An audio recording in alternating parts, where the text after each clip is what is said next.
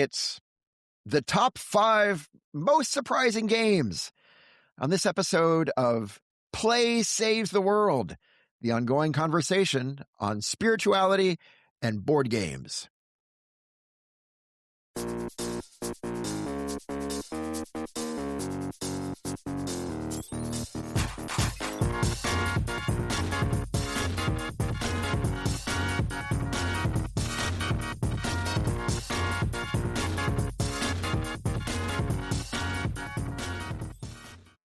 Well, hello and welcome, one and all, to this episode of Play Saves the World. It is one of the greatest things ever that you are joining us today. Thank you so much for being a part of this hour. My name is Daniel Hilty. My name is Kevin Taylor. And we are so grateful to you, dear listeners, dear viewers, if you're watching on YouTube, wherever you are, whatever time of the day it may be, whatever's going on in your life, in your world, whether there are positive things or negative things or whatever joys or burdens are on your heart, it is awesome that you have decided to spend a few moments with us. We're really grateful, and we wish you well. Kevin, I wish you well. It's good to see you. Same here, buddy. Same here. So, Kevin, if people like this kind of conversation about games and spirituality, what are ways they can support this kind of conversation, this podcast? You could tell a friend, so share a link to this via YouTube or the podcast. Tell someone else that would be interested in it.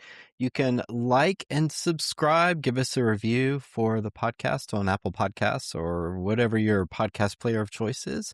And you can also donate at patreon.com/PlaySavesTheWorld to help us with the ongoing costs of the channel. Thank you. We would appreciate, and we love and welcome all signs of support and hearing from you all. It makes our day. Yes. Yeah. Thank you, Kevin. I apologize. I just realized in my dancing during our theme song, I pulled loose a wire. So I'm gonna go fix a wire here. We see the Daniel currently fixing a wire. Just the dangers. He is observed. This now the Daniel is settled in. See, it's a lesson. I should never dance. That's the issue. It's the lesson. I flew too close to the sun, to the I was hoping you were sun. dragging a little stuffed monkey behind you, like that really sweet zoo. Remember No, what was it? It was a monkey, but it was dragging a stuffed monkey. Remember that in Japan? I don't remember this. This is something you didn't see it. Oh, is this something recent? Like on the it's like interwebs? 2 or 3 weeks ago. It was Okay. It was making the national news. But yes, there was, of course I'm going to get it wrong, but there was some type of monkey who had been abandoned by his mother and was given, like the zoo had him in Japan somewhere, and they gave him a little stuffed monkey as a comfort, like a Linus and his blanket type thing. Oh yeah. And the monkey was getting ostracized by the other monkeys, I guess because he was young or not known. So he would just carry this little monkey around, like a little, yeah. And then he started doing really well, and the other monkeys were accepting him, and he started throwing feces at them, and they threw feces at him, and everyone was overjoyed, right? It was a happy ending to everything. It was a very happy ending. Feces for everyone. I'm joking about the feces. That's an old joke about how many dirty, stinking monkeys does it take to change a light bulb? You know that? No, 15. I don't. 1 to change a light bulb and 14 to hurl feces at each other. Well, whatever works. Whatever works. As long as the bulb gets changed. So yes, that was the little monkey. I'm sorry that I missed that. I've got to look for that. I'll try to post it. Yeah. Yeah. So I was hoping Daniel had his little stuffed monkey with it. You know what? I do have a little stuffed bear here. You do. I just drag it behind you. It's not quite like a monkey, but our viewers on YouTube may see I've got a little stuffed bear. It's an orange bear. It's an orange bear. That's right. That's right. It says Kevin is number 2. That's only because Kevin is also number 1. He's both 1 and 2. I've got my Kevin is number 1 bear over here. Oh, really? Show us. 2 bear. That, my friends, is what we call a humble war. Oh, that's Anywho, great. today's so we're talking topic, about the top 5 most surprising games, which I realize is kind of redundant. I guess if they're the top 5, of course they're the most surprising. The top 5 surprising games, or 5 most surprising games. But yes, 5 most surprising games that have tops. Yes, lids that have top All these lids. games have top lids. That's right. Exactly. And of course, yeah, these are games that yes. defied expectations for us. So these That's were right. games that we went in and either they exceeded or maybe they kind of broke what we thought was going to happen with the game. And we were like, wow, that was so cool. So yeah. So we're going to trade these numbers. We don't know each other's lists. Daniel probably knows mine because I am a creature of habit, ritual de lo habitual. But we'll see. But I've got one honorable mention and Daniel has 2. I've got 2. That's right. Go ahead, Daniel. Your first honorable mention. Honorable mention number 1. So is a game one of my most recent purchases for a game. It is called Planet Unknown. Planet Unknown. Have you played this, Kevin? No. Yeah. But I've seen it. It's a fantastic game. Is it good? It really has become one of my favorite games. It is a it's at its heart, it's a tile laying game where you're trying to which I love tile laying games. They're one of my favorite. That's one of my favorite mechanisms. Where you put tiles of different terrain types on a planet. Basically, you're trying to terraform a planet. And then but you also have a little rover that you're moving to collect meteorites that have fallen on the planet. And there's a lot of variability from planet to planet and corporation to corporation. You play as a corporation. One of the geniuses of the game is that everyone plays simultaneously, which is amazing. You don't have to wait. Everybody is terraforming at the same time. My expectation that was defied is this. When I looked at the game, it's a massive box. It has a massive plastic, kind of like Lazy Susan wheel in the middle that has all the pieces in it. For whatever reason, I am getting at a place in my gaming life where I'm just don't quite get into games that seem like super heavily produced anymore. Like that, have like a lot of pieces, a lot of setup, a lot of big maintenance. And when I looked at the game, I thought that's what it would be like. I just thought it was like super produced. You just take a lot of maintenance, a lot of setup. And it really doesn't. You basically take it out of the box. You might need to shuffle a few things, but you're good to go. And so despite the fact it seemed like that I wouldn't like it for that reason, I was wrong. I was surprised by how much I love the game. So that's my first one. My first honorary mention, Planet Unknown. What's yours? And well, let me addendum that. I've recently played a wonderful game that is called Evacuation by Vladimir Suchi, and it's so good because it's tile placement. But the cool bit is you have to take it from an old planet to a new planet, so you have to build a spaceship, but you kind of have to produce in both places. You would really like it. Because it was tile placement. Yeah, it's tile placement. So there's production facilities on the old Earth and our new home, because Earth is we're having to evacuate the planet. So you've got to keep enough on the old planet while getting stuff to the new planet. And it's really cool. Great. It's really cool. Yeah. That sounds amazing. I'm going to try that. That's the second I've heard you talk about Evacuation. Thank you. Good. Vladimir Suchi, my first Vladimir Suchi. That's awesome. I Planet Unknown, I've heard cool stuff, and I have not tried that. I haven't tried in particular, but it reminds me of a game. See, here I am just riffing on everything you're saying, but Formaggio, which is the sequel to Fromage, which is similar in that it kind of turns, so as well as everyone places at the same time. So it's kind of a trend, I guess, and it is nice. That is cool. Yeah, you know what? Yes, I love that. That's a great. That's a great comparison. Yeah. Thank you.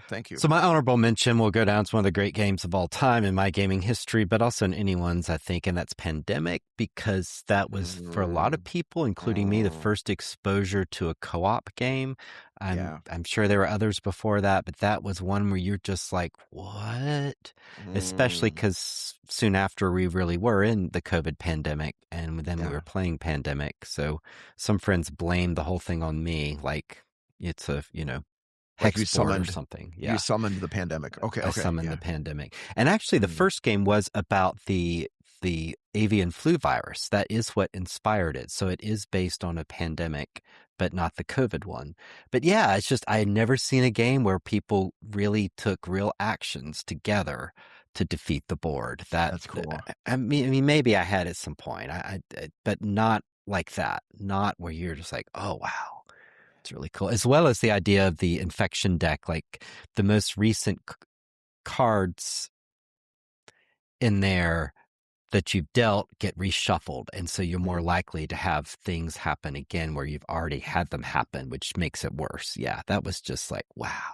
So you found it it sounds like hearing you describe it, like just a real eye-opening experience for you. Like, I that didn't was know one games that could got do me this. into modern board gaming. Yeah, Yeah, I think that really was the one, and I'm not Yeah. alone in that. For a lot of people, it's Settlers of Catan, and that's another classic game that's just the first Euro that most people played. Yeah, And it is a yeah, cool one. yeah. It is a cool one. Yeah. But yeah, I'm going to do That's that. a great Your one. Yeah. other surprising game.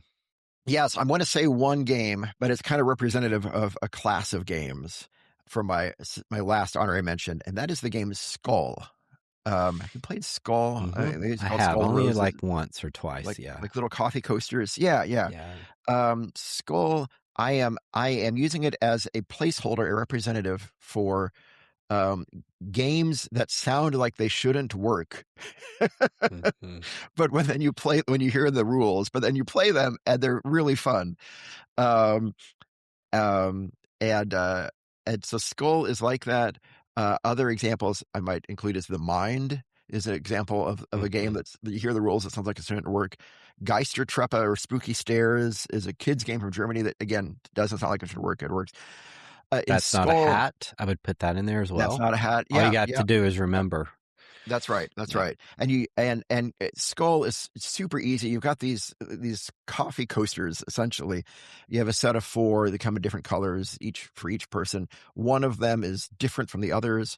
One of them has a skull, and it's basically a bluffing game, right? And you keep putting coffee coasters face down in front of you until someone says, hey, I think I can take this many coffee coasters without getting a skull.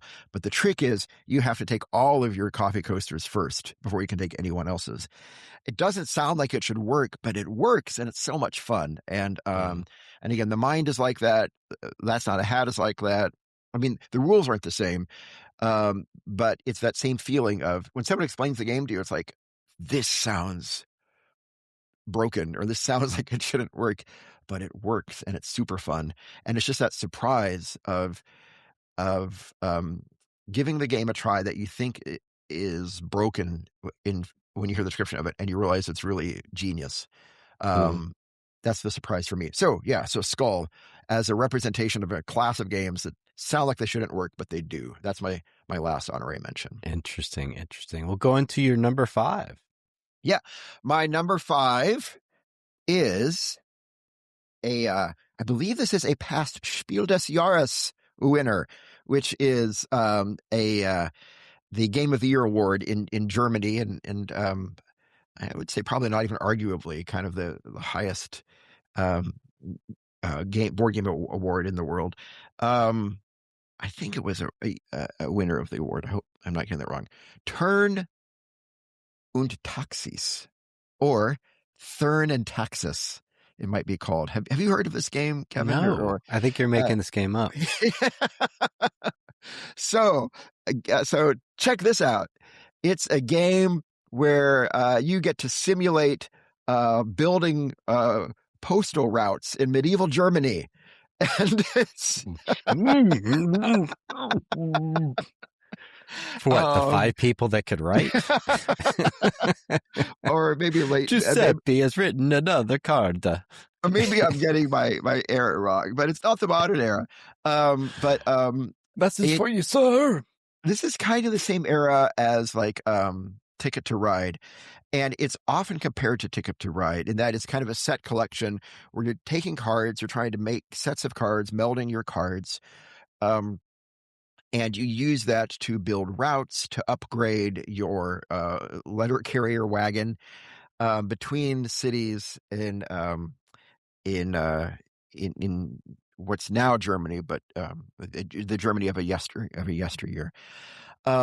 the surprise for me is that it doesn't look very exciting when you look at it. The theme it does not sound very exciting. No, And, and when you hear the I'm mechanism debating described, whether if I throw myself out this window, it will and end me. even But when I'm you on the hear the second floor and mechanism, there's a bush that's below me, right. No. so I'm not doing it. It sounds awful. Turn in Texas is what was the game too far for Kevin. And even when you hear it described, it doesn't sound very exciting. But I really enjoyed it. I've always heard good things about it, and so I was kind of cautious to try it. But a friend, a coworker, had a copy. He lent it to me. I really liked it. I liked it so much that I found a used copy online and ordered it. It's not in print anymore, and I really like it. It gives a similar vibe to Ticket to Ride. So if you like kind of the feel of Ticket to Ride, it's similar, but in my experience, it lasts. It's a shorter play, and I like that Right. because I always kind of feel like Ticket to Ride kind of outstays its welcome a little bit. It's a shorter play, but somewhat similar vibe. Go ahead, you were going to say something. Right. It's a shorter play because everyone wanders off. No. That's great. That's great. Turn taxi or something. It's a THURN. So maybe in English we say Thurn. I think in German they probably say turn. And yeah, they don't like ampersand. H's. Taxis. TAXIS. It looks like taxi turn. Taxis. Taxi It refers turn. to some house, some family in Germany called the Turn and Taxis family, who oversaw the development of the early postal system in Germany.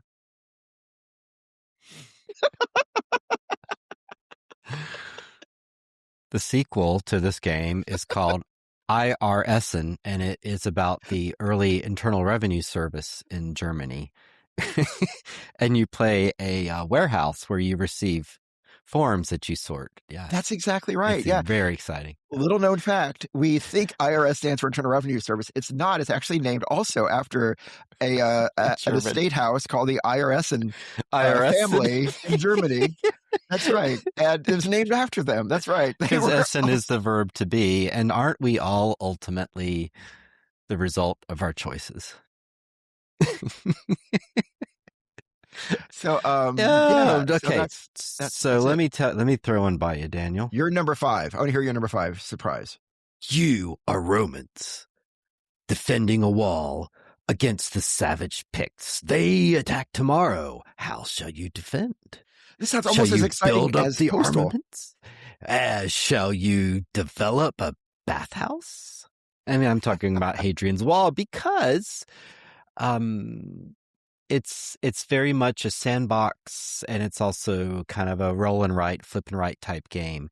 And it looks like you can do all this cool stuff. And I did it and I lost, and I did it and I lost, and I did it and I lost, and I did it and I lost, until I realized I had to be absolutely strategic with this game. And so what surprised me was how much this simple game honed my really bad gaming skills to be less bad. I mean, I'm still going to lose, but I lose better because it showed me that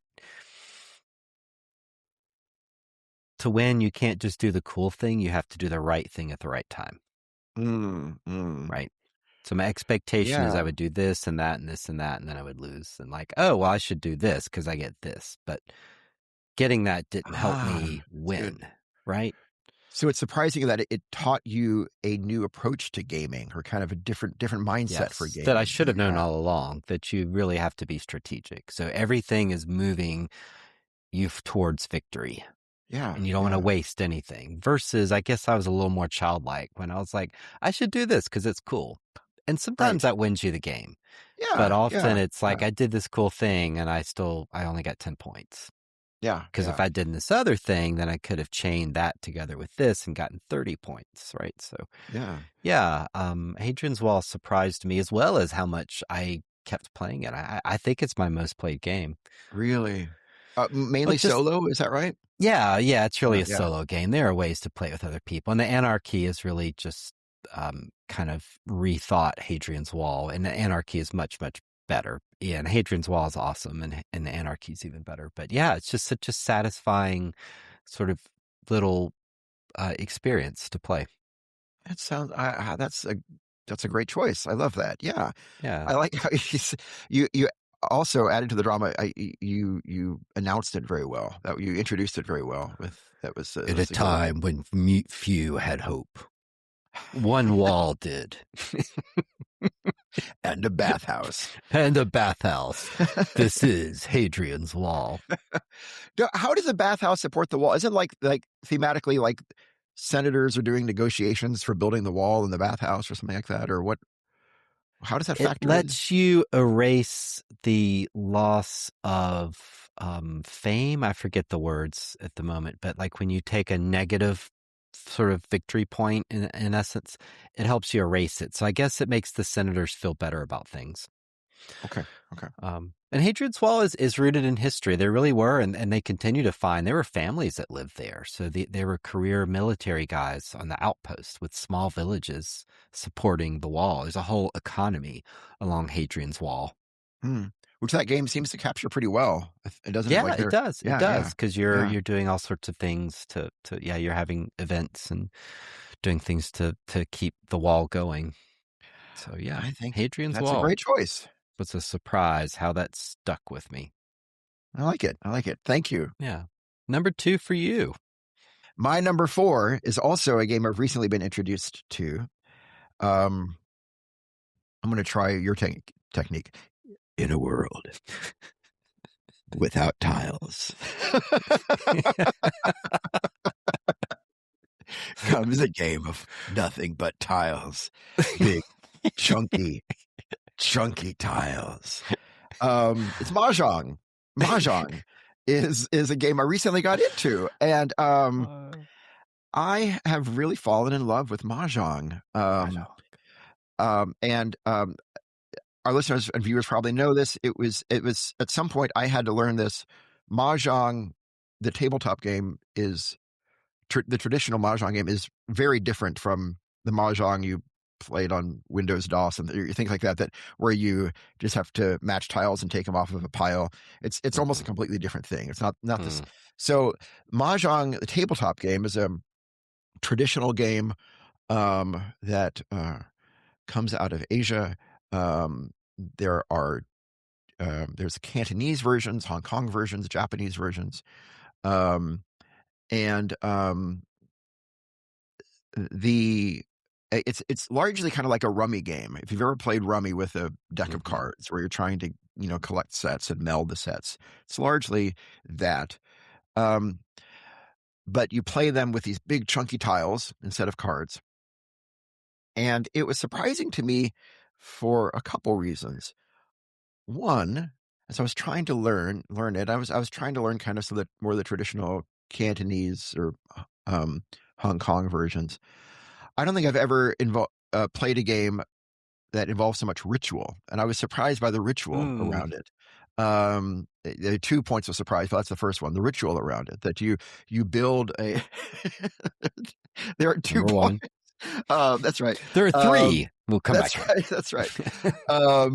People who are listening on podcasts may not notice that I may not know I am holding up a lot of fingers. So I'm sorry. Yes. Number I'm 1, doing number the 2, Spanish number 3. Inquisition for Monty Python, where he keeps miscounting, which then they reuse in Monty Python and the Holy Grail. They 1, 2, 5, 3. 2, I mean 5. 3. They keep having number issues. There's so much ritual around it. Like, for example, I'll just you're drawing your tiles, your upside down tiles, each round. You draw one and play one, basically, like you do in a lot of games. But the tiles are arranged traditionally in this like pinwheel shape wall in the middle of the table. And there's no reason for that. You could just make a big old messy pile in the middle of the table and everybody pick one. But no, tradition says, and there's this ritual on how you make the wall. And it's just beautiful and delightful that there's this ritual around it. It's totally unnecessary, but there's just this beauty and delight in the ritual of it. So that was the first surprise, just the ritual around the game. The second and the bigger surprise is the rules are relatively simple, but the scoring might just be, no, it is the most complicated thing to scoring of any game ever. that I've ever had to that I've ever had to Wow. wrap my head around. One thing that makes scoring complicated is there are many variations on how to score the game, and so y- y- and each of those scoring variations is in and of themselves incredibly complicated. And so um, it it almost just feels like you have to like get a master's degree and try and understand how to Mm. score mahjong because and then when you finally learn one really complicated scoring system, then there's a whole other variation, and maybe So this you have other to person. clarify with the other player which scoring. Yes, and there are variations within the variations. Like, what kind of scoring Mm. are we doing with this variation? And So it's so that probably a was, very old game, and there's all these different ways to play it. Yeah. yeah. So that was Wasn't real those were the standardized. two surprises for me: the ritual, and then even though the rules are simple, the scoring is very complicated for me, at least. Like, I'm still trying to Mm. figure it out. Mm. So mahjong, Okay. my number four. Okay. How about you? What's your number four? Number 4 for me is Endurance by Amabel Holland, which is a Oh, just Amabel Holland. I'm no expert, but she just continues in her YouTube videos and her work to explore what is the nature of games and in Endurance. You kind of can decide what the win victory condition is, but there's an ultimate way of really winning, which is getting Shackleton home. And it's all yeah. about the Shackleton expedition that failed so miserably to the Antarctic South Pole or something. And yeah, you just feel the agony. Like you might have to eat the dogs that you were Mm, sledding mm, with. You have to make mm, grim decisions if you want to carry on, and people get sick and things go wrong, and you just realize how fragile a situation like that is. mm. And then to read in the manual, and I've said this before, that for Amabel Holland, who is transgendered, that kind of the miracle that Shackleton did survive, which was like, and his whole crew, which was like a one in, or not, I can't remember if it was the whole crew. I think he brought everyone back, didn't he?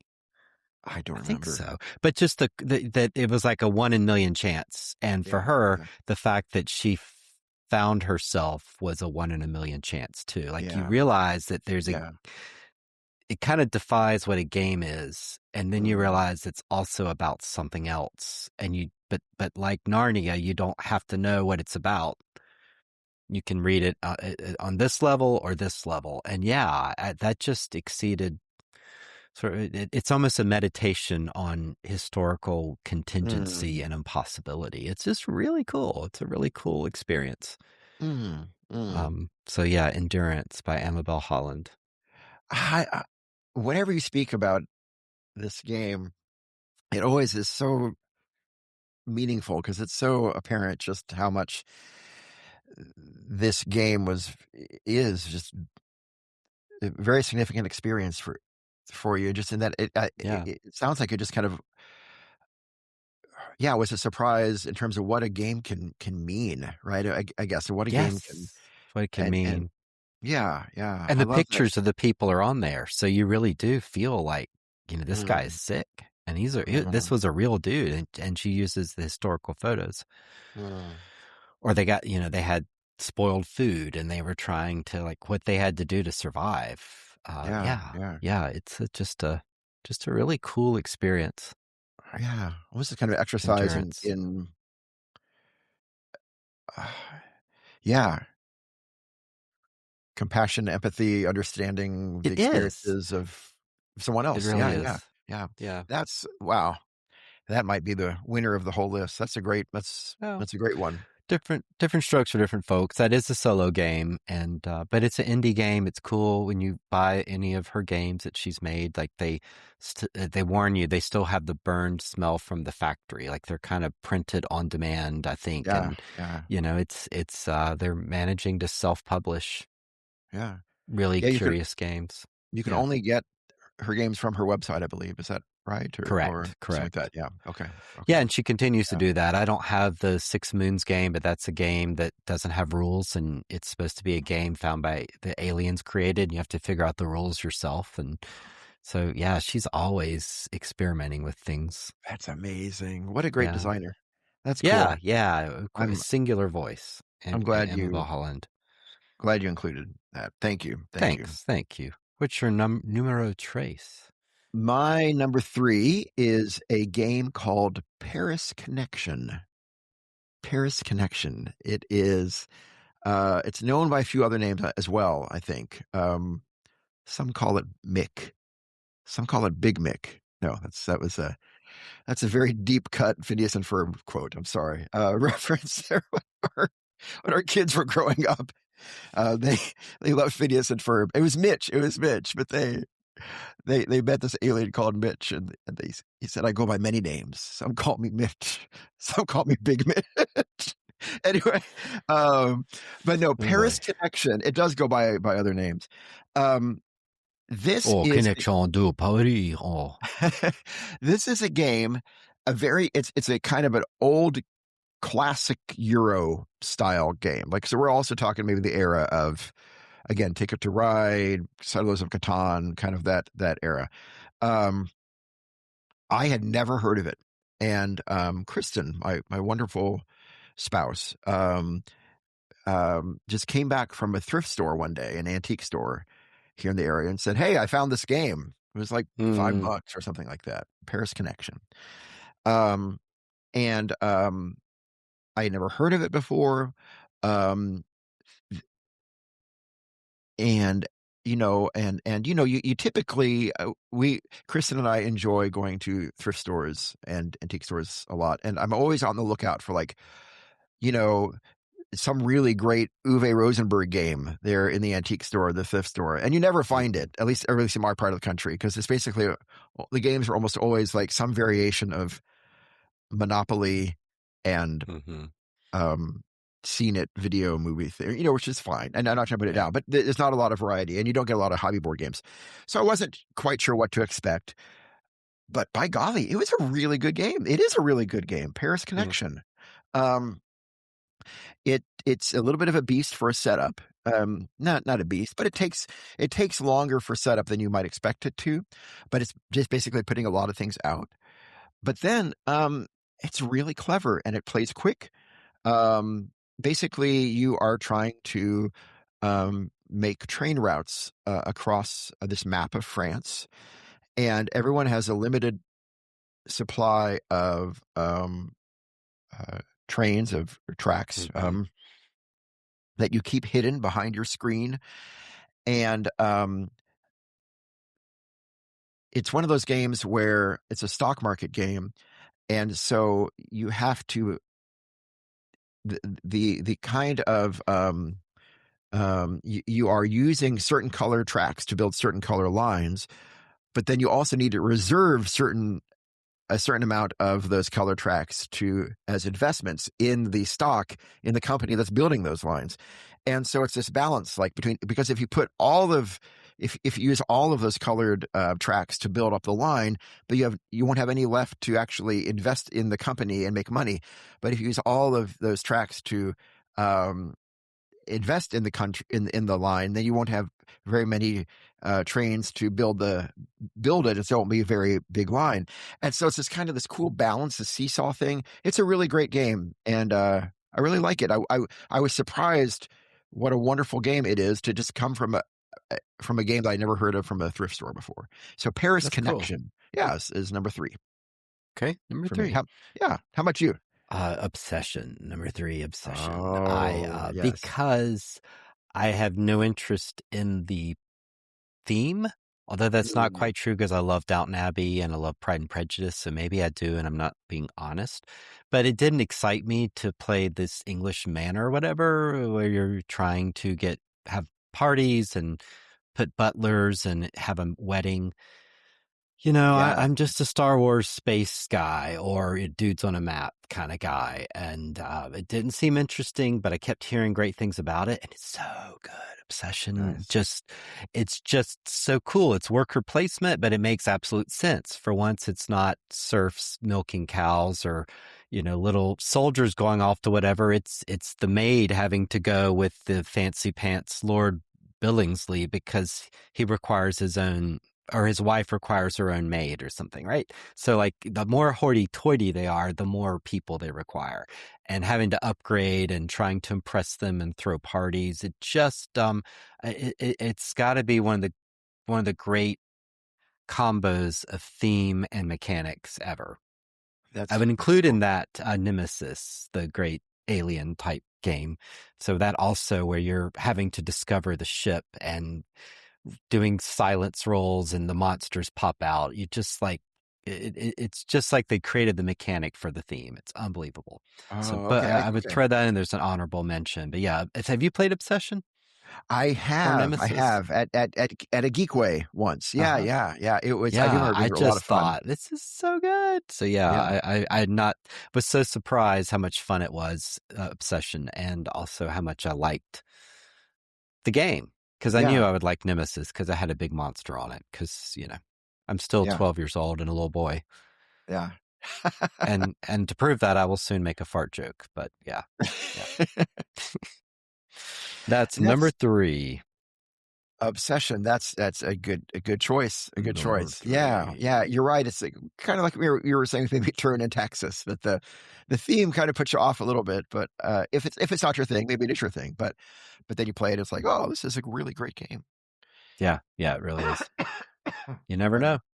And formaggio, that's become a favorite of my family's, and it's cheesemakers. And I don't know anyone that's super excited unless you don't like the whole dudes on the map and you want something safe. But no one's really into making cheese. But it's so much fun. It feels so exciting to have your Yeah, little cheesemakers come off. So yeah. yeah, yeah. That is great. Okay, number 2 for Well, you. um, of late, I have really been enjoying more and more small games, tiny games. In fact, we added a new shelf in our game room for tiny games. Um, I recently purchased Barbie cubes. This is not my game that I want to say, but which comes in a little tin, just almost like the size of like a mint Mm-hmm. tin. I'm enjoying small games, um, which is why I was so surprised that I liked a not small game that you may have heard of, Kevin, called Twilight Imperium 4. It's my number 2. Surprise. You got me so good.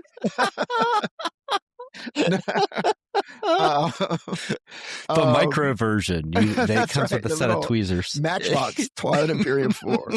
Um, I've heard, That's really funny. I heard you talk about Twilight Imperium 4, for a long time and how much you love it. And Sam, dear friend and friend of the podcast, was kind enough to gift me his copy of it, and I tried to learn. It just seems so big. And as a general rule, I don't necessarily play a lot of big games, and so I wasn't. I wanted to play it because I know I had friends that like it, like you and Sam and others. But And it's like number 6 on Board Game Geek or yeah, yeah, something crazy. Top but it's 10. Yeah. so big, and I'm just not. I'm As a general rule, I'm just not a big game guy. But you know what? It's a great game. It It was is a so good much game. fun, It's a good and game. part of it was, we had a great teacher that you were the teacher, Oh, for that game, and you just made it fun. You brought in music. You explained the rules so well that it wasn't overwhelming or confusing, and it just was this experience of this kind of, a, a not rushed, grand adventure that you go on with your friends. Mm-hmm. Uh, and I was surprised just how much really enjoy this big, grand adventure of a game, Twilight Imperium Hmm. 4. Thanks to you teaching it and Oh, introducing it. And thanks. It so, makes me yeah, so so that's my happy. number 2. Yeah, Twilight Imperium 4. Makes me so happy because I knew I was twisting some arms, calling in a little bit of social capital, but it seemed like it was a fun time. So yeah, yeah, Yeah, that's yeah. great. That's good. I'm That so was a happy. great one. Yeah. Yeah. Thanks for introducing it. Yes. Yes. Number 2 for me, Wilmot's Warehouse, which is another game that Nice. like Endurance, it kind of defies what a game is because that's very much a storytelling memory co-op game, and it's a little silly in some ways, but um but it's awesome. Yeah. And so it's more of a creative sandbox type experience. I don't know why you're pulling tiles, but as a team, you can look at them once and then you tell a story of connecting it within the grid of the other tiles, and then it flips over and you'll never see it again until the very end. So you have to remember all the stories, and because they end up getting laid out in different ways, it gets a little thorny. I'm really terrible at it, but it is fun. It is a really cool game. Yeah, and that's a game, if no one's ever seen anything like it, you just like, check this. Give me 45 minutes to blow your mind, my friend. It is unlike any other game, isn't it? Yeah. I really am happy that you named that. Yeah. I almost put it on my list too. That's such a that's such a good one. It's kind of another example of those games that it doesn't sound like it'll work when you begin to because you're trying to remember like the position of what, like 25, 36 tiles or whatever turned upside down. And at least for me going into the game, I'm like, there's no way that any of us will be able to remember where all these tiles are. But by golly, as a team, as a group, at the end of it, you kind of figure out a way. Yeah. And it has some funny, quirky rules, like you may draw where you have to all switch places. So you rotate, and that really messes with you because you're looking spatially at the board from a different angle. Yeah. And you have to rethink it. Yeah, it's a cool little experience. So like you, as you were saying, there's some games that are almost not games, like That's Not a Hat and that kind of thing. It's more of an experiential experience. Yeah. And and those are the ones that defy expectations or surpass them. You're like, huh. Right. It's only a game in the sense that it came in a box, but that was really fun. I'd totally play it again. Yeah. In the sense of there's not really a winner or a score, or you can kind of improve at Wilmot's Warehouse, how fast and how many you get right and some things. But I doubt many people are really playing it that. I think playing it with the same people would get old. The whole point of that is playing it with new people. I agree. Then you're really not keeping score. You're just kind of seeing what happens. Yeah, I agree. It's not a great game. It's not necessarily the best game like you just said, to repeat over and over again with the same people. But with a new group of people, it's great. Yeah, That's Not a Hat doesn't work. I don't think Skull would work. Once you figure out how people bluff and their tells, it would probably get a little constricted. Yeah, but that's true. Yeah. That's true. That's a good point. Wilmot's Warehouse. It's great. Numero uno. So, for you, Kevin, in a world where everyone's named Kevin, one man emerged to bring salvation, and his name was Taylor. Daniel. No. Kevin Taylor is both number one Kevin and number two Kevin. We have the Bears to prove it. It's a multiverse of Kevins, and they're all the same. Right. So Kevin, Daniel, up until 10 years ago, I had lived most of my adulthood feeling like I had largely put board games behind me. Board games were the stuff of my childhood, among other things. They were behind me. I was a serious person now, and I had too many things to do, and serious, important things. And plus, I knew board games. Board games were Monopoly and Uno, and they were okay, but they weren't really exciting. And I got bored with them, and Monopoly made me mad. That was board games. But then, one day, Christmas of December. Remember that year when Christmas was in December? No. Do you remember that one? Yeah. It's weird. That was, yeah. I did. On that Christmas in December, a little Kevin elf appeared. It was. Hey, Mr. Man. That's right. But then one December 25th, 10 years ago, from the recording of this podcast in 2016, Kristen gave me a hobby board game for Christmas. And she's still not quite sure why she did it, but she did it.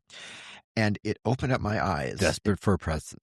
That's right. In one galaxy, a spouse could not think of a game. There are only so many socks.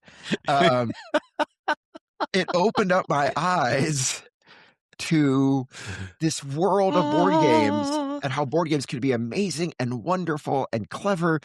And it started all of this for me. And that game was Dominion. So Dominion. Yes. Dominion was kind of my pandemic for you. So that Right. the so that I'm gonna say is kind of my for me it was kind of the number one surprising game, just because it just created this world shift for me from thinking that games were kind of boring and uninteresting and a part of my childhood and in my past, to something that could be wonderful and transformative and could save the world in a way. Mm, So that was thanks to Kristen giving me Dominion 10 years ago. So right, Dominion, right, for right, those of us right. who aren't familiar with it, it's probably, isn't it maybe the very first game of the first, was it the game that started the deck building genre? I'm not sure there's any deck builder before that. I don't know, because you could argue like Magic and Pokemon. So I don't Oh, know, but it's certainly one yeah. of the. I mean, it became a classic, and everyone had played it at one point. I don't think it's played as really any. No, It came and went, but it yeah. is iconic. And yes, I remember also being so surprised, as well as the sense of an expansion. Like Yeah, the yeah, box invited buying more, and I knew there yeah, were more, and they could introduce yeah. new stuff. So yeah, That's right. We bought several expansions. But yeah, it's a card game. It's this mechanism called deck building, where essentially you have a deck of cards and they give you powers, and those powers give you points. But the cards also allow you to buy other cards that you can add to your deck, which then give you greater powers, which allow you to get more points.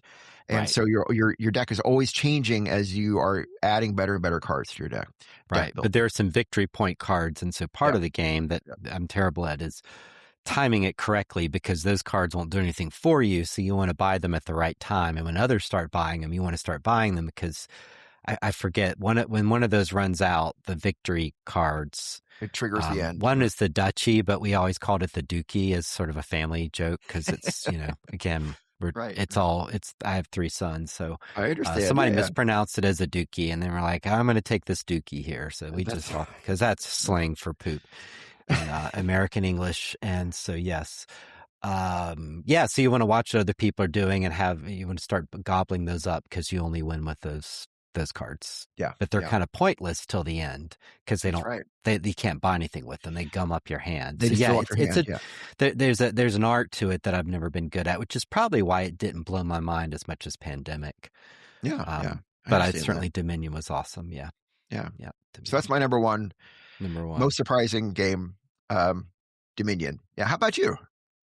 My number one game is a game that looks like dudes on a map with space and combat, and yet if you do those things, you probably will not win the game, because the game is not about eradicating your opponents, but it's about winning certain victory points by accomplishing these missions. And really, if you get in a fight with someone, unless you have to, you will probably lose. And that game is Twilight Imperium. Yeah, TI4 is Yay. just so cool, Yay. as Right. well as the idea of having these memories. So it creates Yeah. memories. It's a Yeah. big Yeah. grand adventure. People complain about table space hogs. I love a great table space hog game, because it's so immersive. It's just Yeah. like That's true. you can't That's even true. put your phone on the table. Like this Yeah. game just commands, it's like seeing some weird big work of art that just takes up the whole wall, and you're like, oh my gosh, like it just.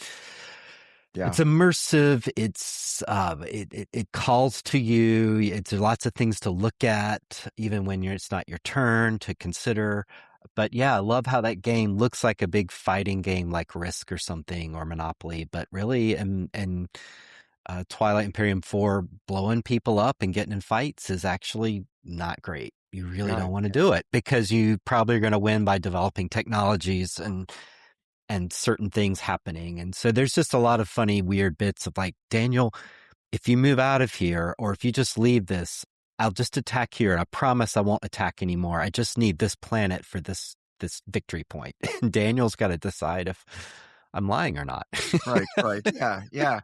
Yeah. Right. And There's so so it much just takes these little interaction. weird moments. Yeah, the Yeah. interactions are Yeah. so peculiar in this game. And then once you get 30% in, you start voting on laws, and you're like, what is happening? Like, Yeah. we're voting Yeah. on laws, galactic Yeah. laws. So yeah, that game just it's really It's almost like a strange toy that's been stapled together. There's like 4 different things stapled together, and it shouldn't be fun, and yet you're just like, "This is great." So, Yeah, yeah.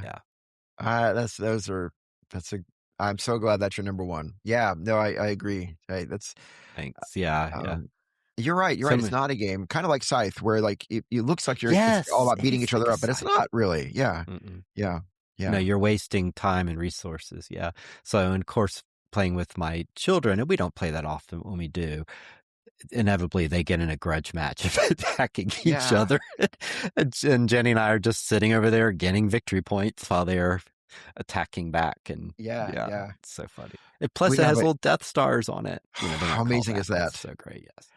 We have there's a new young couple that started coming to our church, and they heard about the board game group. We have a board game group at our church every Mm-hmm. Thursday night, and they said, "Oh, we Greatest like church board ever. games." I said, "Great," and they said, "Well," I said, "What do you like to play?" And she said, "Oh," and the wife said, "Oh yeah, my favorite game is a game called Twilight Imperium 4," and I was like, "Oh, you are welcome here, friends. You You're are." welcome.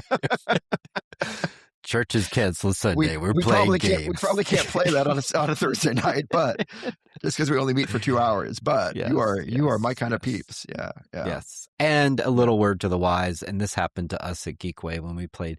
You really do want to finish that day, because if you ever are tempted to start it up again the next day, you just lose something. It just yeah, doesn't work. yeah, yeah. It's not the same thing. You end up packing it up, or yeah, you really want to.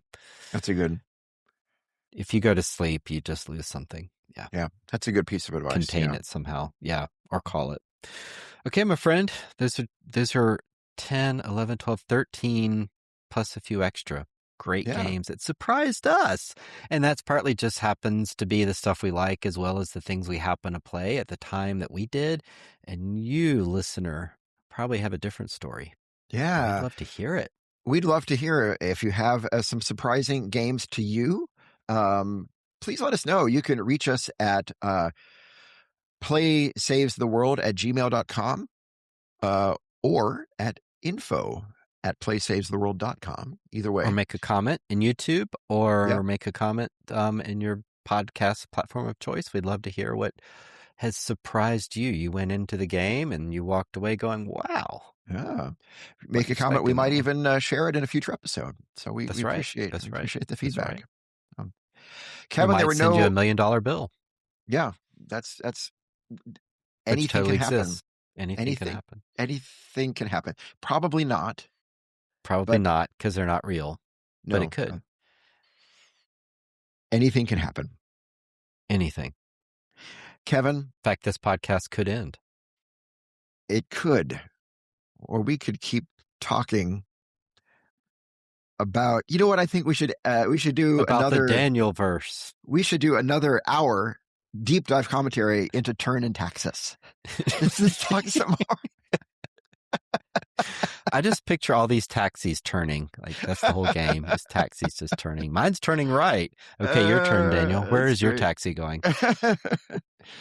Going right as well. Okay, that's the game.